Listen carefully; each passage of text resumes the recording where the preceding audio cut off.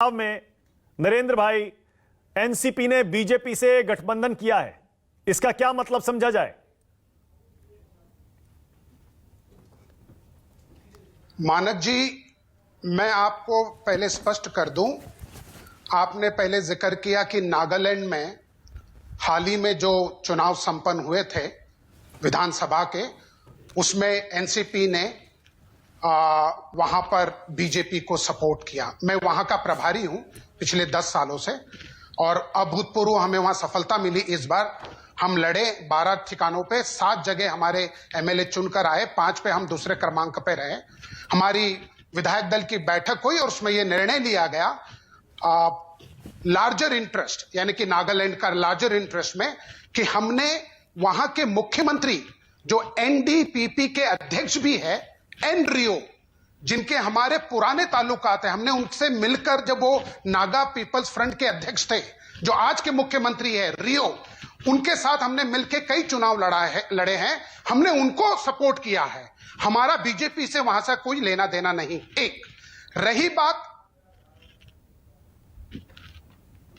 जो JPC, joint parliamentary committee, आप कह रहे हैं कि उसका एनसीपी विरोध कर रही है। जब बजट सेशन शुरू हुआ, शुरुआत से ही तमाम विपक्ष दलों ने यह मांग की कि ये जो हिंडनबर्ग रिसर्च की रिपोर्ट आई है, उसके आधारित अडानी, गौतम अडानी की जितनी कंपनियां हैं उस पर जांच होनी चाहिए। हम भी उसमें शामिल थे कि हां, जांच होनी चाहिए। या तो सुप्रीम कोर्ट कोई समिति गठित करे या फिर जॉइंट पार्लियामेंट्री कमेटी जेपीसी का गठन हो। लेकिन उसके बाद आप देखिए, जब बजट सेशन, जो इतना अहम सेशन रहता है, पूरे देश का बजट वर्ष का वित्तीय ढांचा रखा जाता है, देर शाम तक, रात तक उस पर भाषण होते हैं, चर्चा होती है, पहला सेशन उसके भेंट चढ़ गया। और दूसरे, आप देखिए 31 जनवरी से लेकर 13 फरवरी तक पहला सेशन बजट का चला। 17 को सुप्रीम कोर्ट ने समिति गठित की, एक एक्सपर्ट्स की समिति, 2 महीने का समय दिया कि 2 महीने में इसकी रिपोर्ट आनी चाहिए। आज देश को सुप्रीम कोर्ट पे भरोसा है। जेपीसी की बात करते हैं, जेपीसी में कई बार शरद पवार खुद सदस्य रह चुके हैं, कई बार उन्होंने उस समिति की अध्यक्षता की है।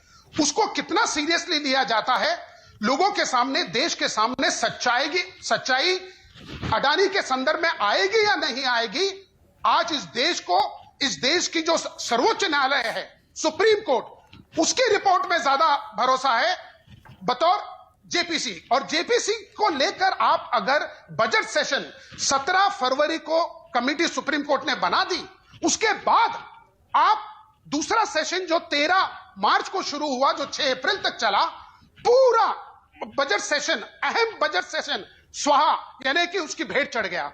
15 मिनट में बजट पास हुआ इस देश का, सिर्फ 15 मिनट में।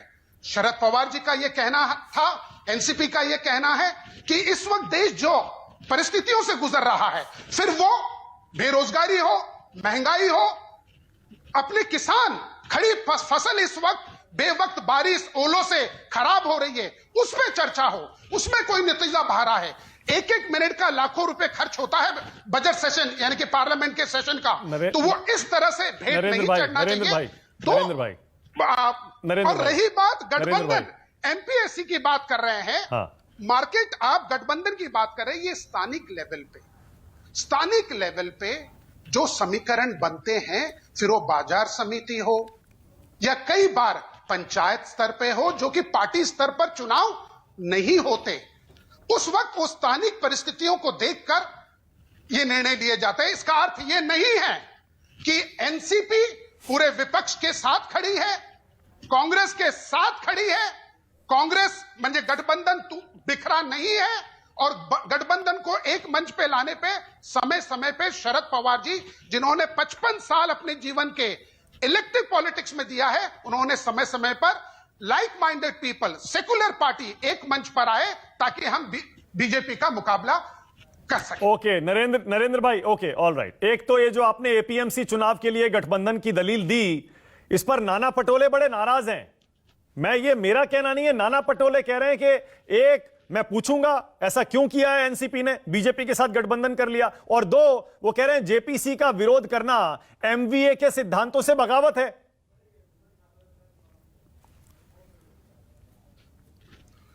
पहली बात मैं आपको स्पष्ट कर दूं, एमबीए का जो गठन हुआ है वो कॉमन मिनिमम प्रोग्राम पर हुआ है। आप देखिए एमबीए महाविकास आघाड़ी में कौन है?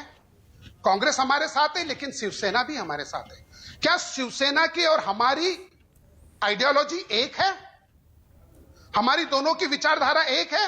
नहीं, उनकी विचारधारा शिवसेना की अलग है, एनसीपी की विचारधारा अलग है, लेकिन हम कॉमन मिनिमम प्रोग्राम पर एक हुए हैं। और वो कॉमन मिनिमम प्रोग्राम जो है वो महाराष्ट्र का विकास को लेकर उस पर हम एक हुए हैं। अब रही बात नाना पाटोले की नाराजगी की, ऐसा है समय समय पर जब भी ऐसी परिस्थिति निर्माण होती है तो आदरणीय शरद पवार जी, आदरणीय सोनिया जी, इन्होंने मिलकर जब पार्टियां बड़ी स्तर पर, राष्ट्रीय स्तर पर बात होती है, बीच में छोटे छोटे जो अवरोध आते हैं वो हमारे शीर्ष नेता आपस में बात करके, ठीक है, ओके नरेंद्र जी, एक काम करते हैं, बाकी सवाल बाद में। मैं थोड़ा सा आपसे एक चाह रहा हूं कि क्योंकि आप मीडिया इंचार्ज भी हैं, पार्टी के बड़े नेता चेहरा भी हैं, आप जो कहेंगे वो पार्टी की ऑफिशियल लाइन होगी। क्या आप राष्ट्र की बात में न्यूज 24 चैनल पर करोड़ों लोग देख रहे हैं, क्या आप ये कह सकते हैं कि हम 24 के चुनाव से पहले बीजेपी के साथ गठबंधन नहीं करेंगे? कोई संभावना नहीं है, रूल आउट कर देंगे आप उसे?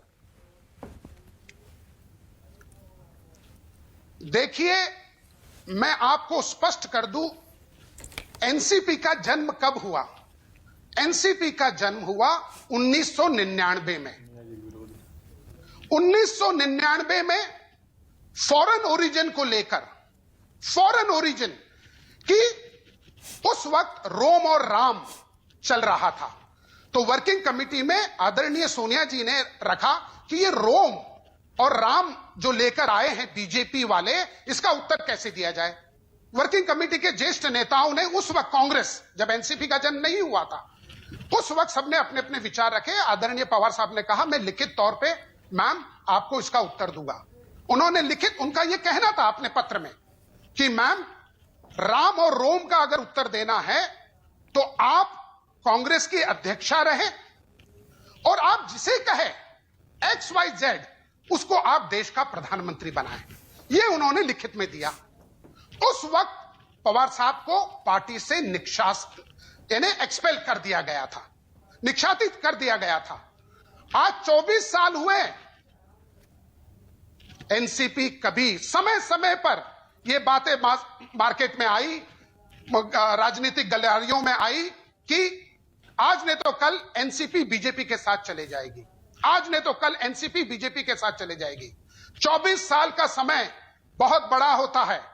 आज तक अपना अस्तित्व एनडी तिवारी, यूपी के कद्दावर नेता, कांग्रेस छोड़ के गए। एक मिनट अर्जुन सिंह जी, नरेंद्र वर्मा, एक सेकंड नरेंद्र जी, एक सेकंड। 24 साल हो गए सर, 24 साल में मैं आपको 10 घटनाएं बता देता हूं। अभी जब आप बीजेपी के करीब गए हैं, 10 घटनाएं बता देता हूं 24 साल में 10। 2014 में बीजेपी की सरकार विधानसभा में किसने बचाई थी बताइए? क्या एनसीपी ने नहीं बचाई थी? हाथ उठाकर आपके सारे विधायकों ने सरकार नहीं बचाई थी बीजेपी की? हाँ, यहां मैं आपको थोड़ा करेक्ट कर दूं। आपने शुरुआती ओपनिंग में ही आपने कहा, मैं थोड़ा सा करेक्शन करना चाहूं। 2014 में जो विधानसभा, महाराष्ट्र के विधानसभा चुनाव हुए, उसमें बीजेपी और शिवसेना अलग लड़ी और कांग्रेस और एनसीपी भी अलग लड़ी। बीजेपी शिवसेना एक साथ नहीं लड़ी थी, अलग लड़ी। और उसके बाद हंग असेंबली आई, हंग असेंबली, और हंग असेंबली में वापस चुनाव में नहीं जाया जाए, क्योंकि एक चुनाव करोड़ों रुपए का खर्च कराता है इलेक्शन कमीशन द्वारा, और उसका बोझा जो है, उसका जो लोड है, वो आम जनता पे ना पड़े, उसको मद्देनजर रखते हुए हमने अनकंडीशनल बाहर से सपोर्ट बीजेपी को किया था। नेक्स्ट पॉइंट ये है मेरा, आपने मेरे सवाल का जवाब ही नहीं दिया। मैंने पूछा आप सीधे सीधे रूल आउट कर दीजिए, 24 के चुनाव से पहले बीजेपी के साथ नहीं जाएंगे। आप मुझे इतिहास बताने लगे नरेंद्र जी। एक कह दीजिए, एक लाइन कहना है आपको, एक लाइन कह दीजिए कि कोई चांस नहीं है। आपने मुझे टोका। देखिए, मैं आपको स्पष्ट कर दूं, मैं वो सब जो उदाहरण आपको दिए, 99 के एनडी तिवारी, अर्जुन सिंह वापस गए कांग्रेस में। हमने हमारा अस्तित्व टिका के रखा। यूपीए में हम घटक दल रहे कांग्रेस के। कहने का तात्पर्य, हमारी जो विचारधारा है वो सेकुलर विचारधारा अरे है। सर, शिवसेना के आने के बाद कहां सेक्युलर, आप इन चक्करों में कहां पड़ रहे हैं? बीजेपी पीडीपी के साथ जा सकती है, शिवसेना एमवीए में आ सकती है, कोई विचारधारा की बात मत करिए सर। आजकल गठबंधन विचारधारा पर नहीं होते हैं, और मैं किसी एक पार्टी के लिए नहीं कह रहा हूं, सारी पार्टी के लिए कह रहा हूं। और दूसरी बात सर, रुकिए ना, ये हम गलत, एक सेकंड, मैं उस डिबेट में नहीं जा रहा हूं। नरेंद्र जी एक सेकंड प्लीज, मैं चाहता हूं मुद्दे पर रहें। आपने कहा हमारा इतिहास ये कहता है हम बीजेपी के साथ। मैं दूसरी बात कह रहा हूं, हाल के बरसों में, और ये हाल के बयान, अजीत पवार के बयान, सावरकर हो, ईवीएम हो, पीएम की डिग्री हो, जेपीसी हो, अदानी हो, और अदानी पर सिर्फ जेपीसी का विरोध नहीं किया है आपने बाकायदा शरद पवार जी ने अदानी की तारीफ की है। देश में उनका योगदान देखिए। इसलिए मैं कह रहा हूं कि आप कह रहे थे कॉमन मिनिमम प्रोग्राम पर एमवीए बना था। सर, एमवीए में अगर इतने सारे मुद्दे बाहर हो गए कॉमन मिनिमम प्रोग्राम से, तो बचा क्या फिर? मैं एक एक सवाल का जवाब दे दूं आपके, टू द पॉइंट। आपने कहा अडानी, यानी कि हमने, सर रुकिए ना एक सेकंड, नरेंद्र जी, बाकी लोग भी हैं डिबेट में। मैं बस आपसे एक लाइन सुनना चाह रहा हूं, बीजेपी के साथ नहीं जाएंगे, बस एक लाइन। मेरा उसका उत्तर यही है, शरद पवार जी ने अपना पूरा पॉलिटिकल जीवन, 55 साल, उन्होंने like minded party, secular party को एक मंच पे लाकर फिरका फरस्तों के खिलाफ लड़ने का उनका हमेशा उन्होंने ये रखा। और आज देश का विकास वो आगे रखते हैं। देश की आज की परिस्थिति जो है, महंगाई, बेरोजगारी और किसानों के, ठीक है, मैं समझ गया। प्रधान ओके, देश है ये। ऑलराइट, सबसे बड़े नेता है किसान के शरद पवार। ओके, ऑलराइट, सबसे बड़े नेता। आजादी के बाद पहली बार जब वो कृषि मंत्री थे, उन्होंने 68,000 नरेंद्र जी एक सेकंड देखिए, शरद पवार के देश के लिए योगदान या राजनीति के लिए योगदान पर बहस